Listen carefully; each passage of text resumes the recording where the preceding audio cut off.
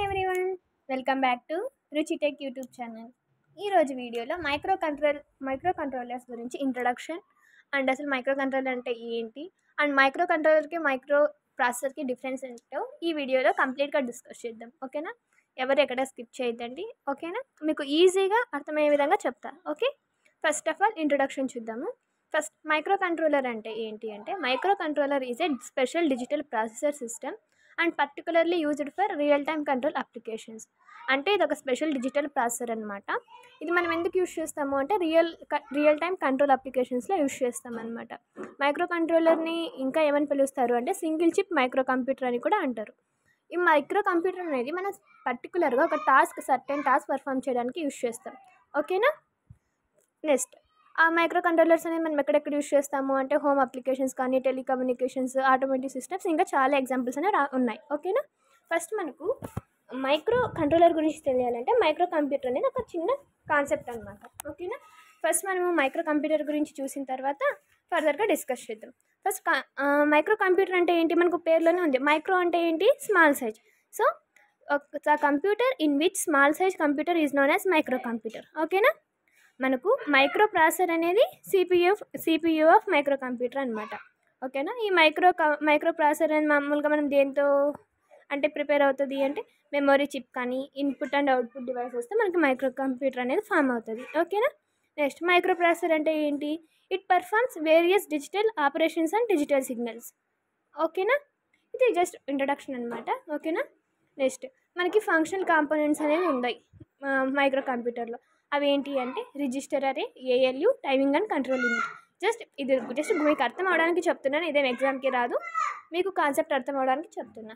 Next, ఇప్పుడు interface ఇవన్నీ మనం ఇక్కడ చూసాం కదా డయాగ్రామ్లో.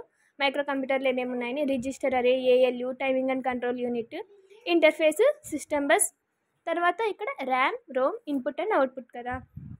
సో ఒక్కొక్క దాని గురించి డిస్కస్ చేద్దాం. ఫస్ట్ ఆఫ్ ఆల్ ఇంటర్ఫేస్ అనేది మనకు ఎందుకు యూజ్ అవుతుంది అంటే, ఇప్పుడు మైక్రో ప్రాసెసర్కి అవుట్ సైడ్కి కమ్యూనికేషన్ కావాలంటే మధ్యలో ఒక ఇంటర్ఫేస్ ఉండాలి కదా. సో ఇంటర్ఫేస్ ఎలా అంటే లైక్ గేట్ లాగా, బయటికి లోపలికి ఎంటర్ కావాలంటే మధ్యలో ఇంటర్ఫేస్ ఎలాగనో, సో అవుట్ సైడ్ వాళ్ళకి మైక్రో ప్రాసెసర్కి మధ్యలో ఉండేది ఇంటర్ఫేస్ అనమాట.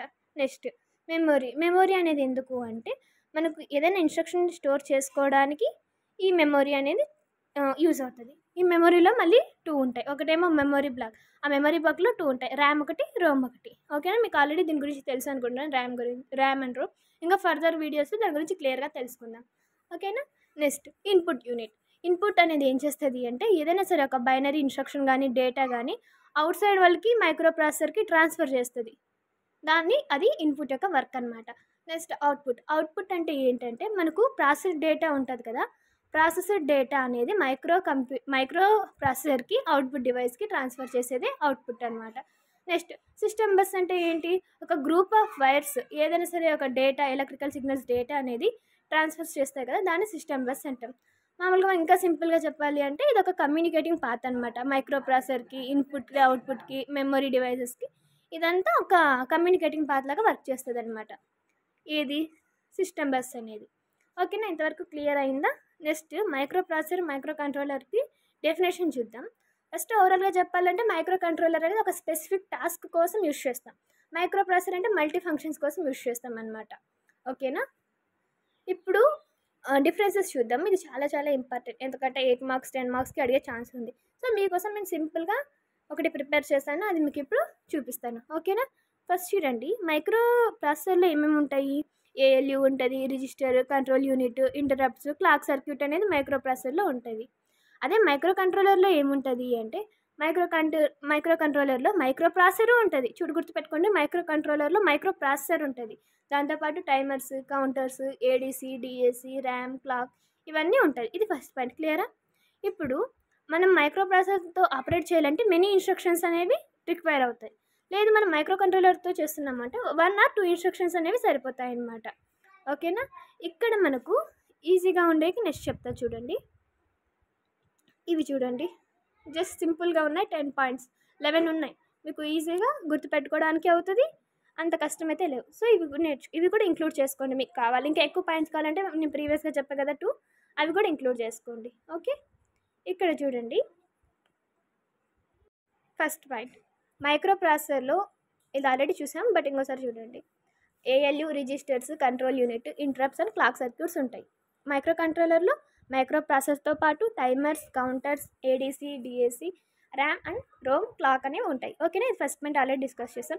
సెకండ్ది కూడా మనం ఆల్రెడీ అయిపోయింది. దీనికి మెనీ ఇన్స్ట్రక్షన్స్ కావాలి, దీనికి 1 or 2 ఇన్స్ట్రక్షన్స్ ఉంటే it's enough. So next third point ఏంటంటే single memory map for data and code. అంటే మనకు డేటా కోడ్ అనేది సింగిల్ మ్యాప్లో ఉంటాయి ఎక్కడ, మైక్రో ప్రాసెసర్లో. So as compare to micro కంట్రోలర్లో సెపరేట్ మెమరీ మ్యాప్ అనేది ఉంటుంది. అంటే డేటాకి సెపరేట్ మెమరీ మ్యాప్ అండ్ కోడ్కి సెపరేట్ డేటా మెమరీ మ్యాప్ అనేది ఉంటుంది. తర్వాత ఇదేంటి, it is depended unit. So ఇది ఎక్స్టర్నల్ మనం యాడ్ చేస్తాం కదా, దాని మీద డిపెండ్ అయి ఉంటుందా లేదా. So it is depended unit. అదే మైక్రో కంట్రోలర్ అయితే ఇది సెల్ఫ్ సఫిషియెంట్ అనమాట. నెక్స్ట్ ఫిఫ్త్ పాయింట్, దీనికి ప్రాసెసింగ్ పవర్ అనేది హై, దీనికి ప్రాసెసింగ్ పవర్ అనేది లో. ఓకేనా.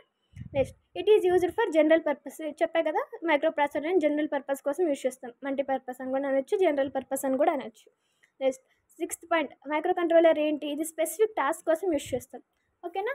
కాస్ట్ వైజ్ కంపేర్ చేసుకున్నట్టయితే మైక్రో ప్రాసెసర్ అనేది హై కాస్ట్ ఉంటుంది.